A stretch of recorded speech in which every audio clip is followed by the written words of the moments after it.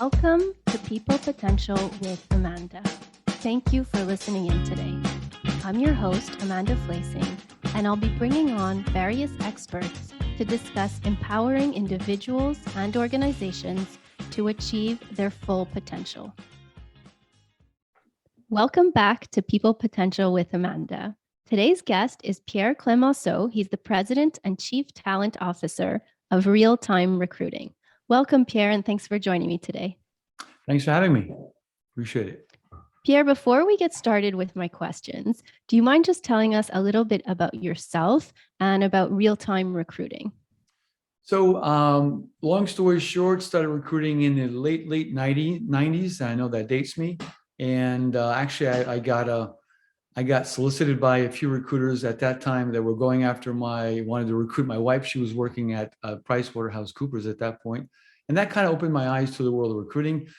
Obviously, they're in the financial industry, so that was not of interest to me. But since I was just coming out of developing, marketing, and selling technology, mostly software, in various industries, so then that opened my eyes to the recruiting industry as a whole. And I ended up starting with a firm in the late 90s, right before the big .com boom and bust, essentially. And then I ended up starting my own company a few years after that, essentially. I've been riding a pretty successful wave since then, essentially. And just to clarify a few things, we do recruiting in the IT software as a service, mainly for companies in North America and Europe. And we mainly help them hire marketing, business development, engineering, and sales talent, essentially. And where are you based out of? So we're based in Washington, D.C. I have a small team here, a handful of people that help me on the recruiting side, on the sourcing side, on the administrative. We also have a few people overseas that help us with more, I would say, time zone centered kind of work, meaning they cover European time zones or they cover Latin America or Asia, essentially. Awesome. Thank you for sharing that. Let's jump into the questions. So, everyone is interested in recruiting. It seems like the market is extra hot right now, but let's start off with some basics. So what are client pain points that recruiters help with? So I think that one of the bigger ones is, and I hear this often from a lot of my clients, whether they're VPs or CXOs or even directors for that matter, at smaller companies, they don't want to look bad in front of their executive team, in front of their CEO, in front of their president. They don't want to look bad in a way where they hired somebody and then 3 months later the person walks off the job, right? And that sometimes happens. So that's what we call in the recruiting industry egg on their face. That gives them a black eye.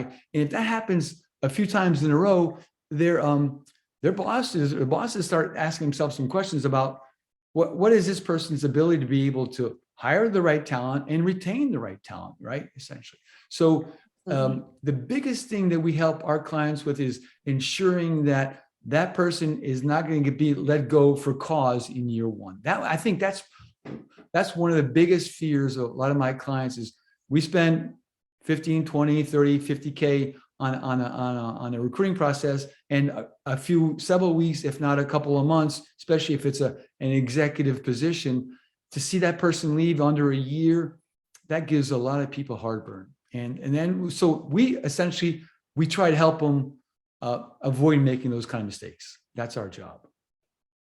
So really hiring right and giving them a bit more confidence in their hire, more of a guaranteed with the different processes you use. Right.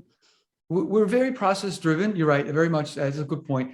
Process driven because we go through the whole vetting process, sourcing, vetting, recruiting, interviewing, and then reference checking. And even to the point where now in the last several years, we've been doing direct reference checks as well as indirect, meaning talking to people that have worked with these candidates in the past, but this candidate did not give as a reference, just to get an idea of, how was it this person, how they work together and what was life, work life, during that time. And often we get the same kind of information that we get from direct references, but sometimes we don't. And then when we don't, then we start digging a lot more deeper to really find out what's happening, essentially. So reference checking is probably one of the most important elements of our job.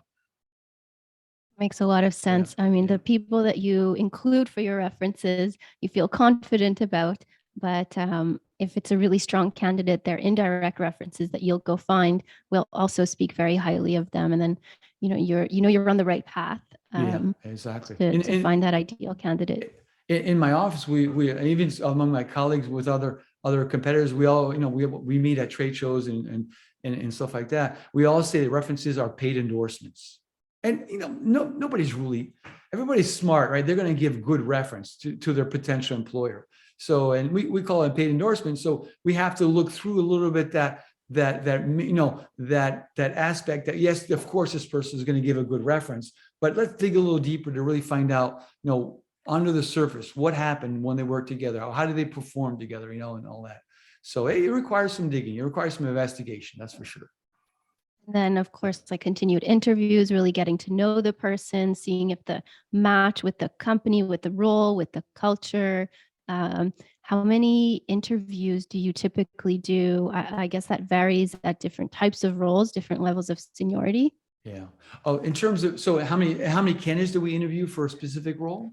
No, actually, like if it's one candidate from beginning to end, how many different interviews would they go through with you? Oh, with a client. So some clients, excuse my French, they fall in love with a candidate on day one. And as soon as that, that occurs, for usually one interview with the hiring manager, let's say it's a VP of sales role, and that VP is interviewing with the president and maybe a couple of members of the board, right? But if that president is emotionally attached to that candidate, like we say, people make decisions for most reasons and justify them with logic, right? So if that person is emotionally attached to that candidate, then that process can go very quickly. And we're talking one or two more interviews with a board member, or maybe with a peer to the president or the COO, or maybe the Chief Information Officer. And at that point, an offer goes out the door. Before, the offer would go out the door after a face-to-face. Now it's after a Zoom call or MS Teams call, right? Essentially. So Yeah. That's bringing me into my next question is, what does the recruiting landscape look like these days? And how has the work from home context affected your business? So in this day and age, at this point in time, I had just had a meeting with my team this morning in the conference room, and we were going over that. The unemployment rate is like in the IT software industry, whether it's North America or Europe, is minus 17%. I mean, again, I'm being a little facetious here, but there's so many jobs available for only a very small pool of candidates, right? So consequently, I have candidates sometimes, they call me up, says, Pierre, I like your offer. Your client just made me an offer yesterday. I have two other offers that I also received this week. And my current employer is also looking to making a counter offer as well. So we have counter offers and we have competing offers we have to deal with. And so, yeah, it's very much a candidate driven market, in this day and age at this point for this year. By the time the next recession comes around, we're probably going to be in an opposite situation. We're due for another recession in the year 2020. If I read it correctly in the Wall Street Journal, and then 2029, 2030, we're up for another recession. At that point, things will be turned upside down and will be different, just like it was in 2008 or in 2000, essentially. So, but yeah, it's that landscape right now. It's very much a candidate-driven market, and also the work at home. To answer the second part of your question, the work from home situation has made I feel like the world is now a much bigger place, because people can apply for jobs. If they're sitting in Toronto, if they're sitting in Boston, if they're sitting in Ottawa or Vancouver, they could be applying for a job in Dallas or Chicago or Paris, France, or Munich, Germany, because everything is so remote now. And especially in the software industry, where you don't have to have hardware with you, where you can transfer information, you can upload an application, download an update to an application, or work on a software development tool that the results that get put out can be transferred immediately across the world within a couple of seconds or microseconds, then your location is irrelevant. And if you've done this before, if you work, you can prove that you work remotely in the past successfully with really tangible results, then the world is your oyster at that point. Really, it's So you're amazing. competing globally instead of Yeah. competing locally for these the tech talent and Right. tech candidates. And that has an effect on salaries too, because now salaries in Europe are starting to increase compared to North America, right? They're starting to catch up North America because these people are doing the same work that anybody could be doing in Canada or United States. And therefore they think they deserve, similar compensation, which makes sense. Yeah, absolutely. If Yeah. they could do the role from anywhere and they can get that salary or that's their market value, Yeah. then they'll start demanding more. Right. So I find that there's two demands to be met. There's the salary, and then there's the remote work expectation, where like work from home or at least flexibility or hybrid has become almost an expectation at this point, Yeah. especially in the tech sector. Yeah. A case in point, just a small story is I found a couple of sources in Africa, of all places. In Africa, the guy had to go back. He went to school in France. He went to college in France. So he speaks French fluently, and he went back to Cameroon in Africa because his parents are getting older, and he wants to be close to his parents because they need some help from him. So now with a satellite dish on top of his palm tree and a solar panel, he has everything he needs to connect his laptop to the rest of the world. And he's probably one of my best sources I can find, very diligent, very thorough, and he does the job and he's connected. So yeah. The world of IT is obviously chasing the lowest cost provider, right? So it's going after markets that where the hourly rates are the lowest. But that also brings up, I would say the quality of life index for some parts of the rest of the world that, third world, second world, and third world countries had not been ever exposed to this kind of potential and these resources and this ability to be able to make more money than they were ever been before, essentially. So it's very promising. I think I see a promising future for people in the software or IT in general, essentially. I'm really happy to hear that. I mean, things around the world are quite tough at the moment, but to hear a bit of that glimpse of light with some, some positivity and some promise there is really wonderful. And so that also, like this competitive market where you're sourcing around the world at times, what effect do recruiters have on the candidate experience? And what is your responsibility as a recruiter, as a recruiting firm, to deliver on that candidate experience? So I think the biggest impact I can have for a candidate is really managing expectations. First of all, managing expectations, their expectations in terms of what potentially the employer does and what they will possibly offer, and also managing my client's expectations in terms of how they see this candidate and what this candidate can do and cannot do. So that's one part that's really important. And then the other one is really holding the hand of both the client and the candidate throughout the process, right? And really helping them understand what to expect next, and really help them really travel that journey, that experiential journey all the way to the offer. And I think it's our job to really contribute to that process, essentially, because I found in the past, when that wasn't done correctly, people were left in a limbo. They were not really, been kept up to speed in terms of what they were doing and how the employer was seeing their background or what the next specs, what to expect for the next steps and stuff like that. So, and often I've either lost candidates or clients in the process.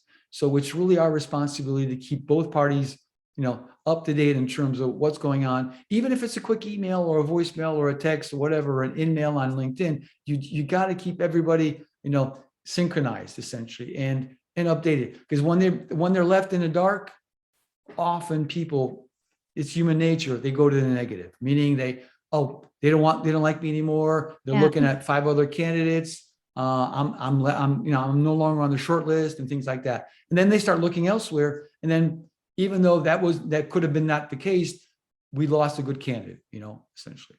Yeah, absolutely. That transparency and clarity. And it is like a stressful moment for from the candidate side to be making the switch, to put yourself out there, and then having someone to comfort you or to let you know like where we are in the process, what to expect.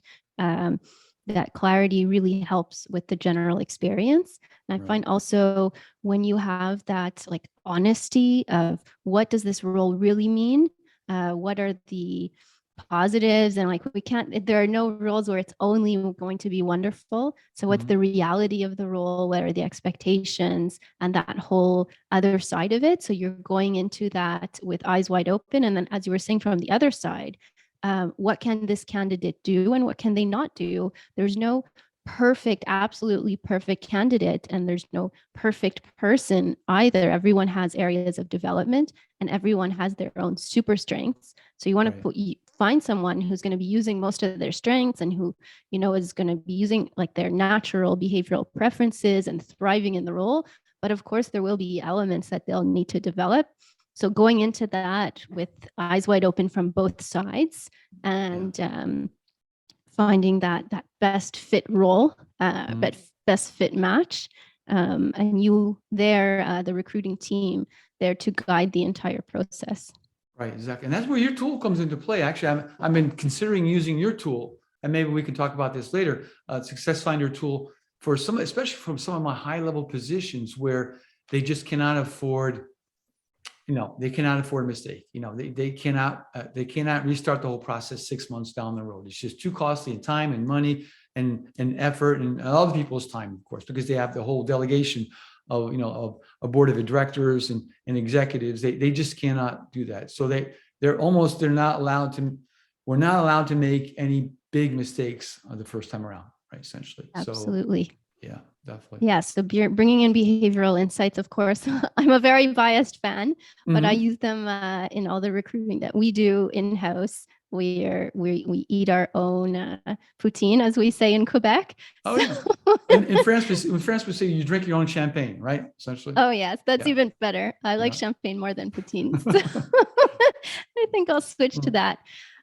Pierre, let's close off on something a bit more personal. Let's learn more about you. So how do you, as a professional and as a recruiter, as the owner of a company, how do you unlock your potential? I've been thinking about that over the years, and it's a few things. Being a lifelong learner, because technology is changing so quickly, so you have to stay on top of innovation, technology improvements, and also reinvent myself. Years ago, I was covering specific market niches, and I only thought that, I was just talking to my colleagues about this the other day in the conference room.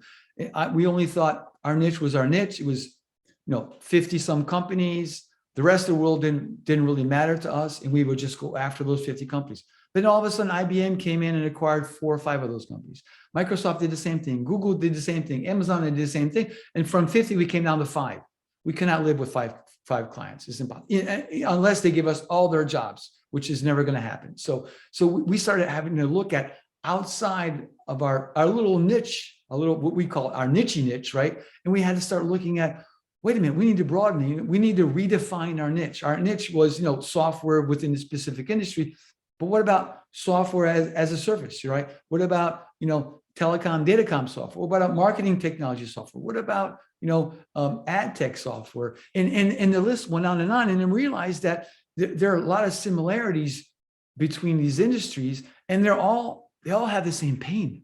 They all have the same doubts and fears and anxieties and uncertainties, and that's where they need their hand to be held along the way. And so we realized that we can take the skills that we learned in our own little niche and translate those and scale them to various other industries. And that's what we've been doing in the last 10 plus years now, is really reinventing ourselves.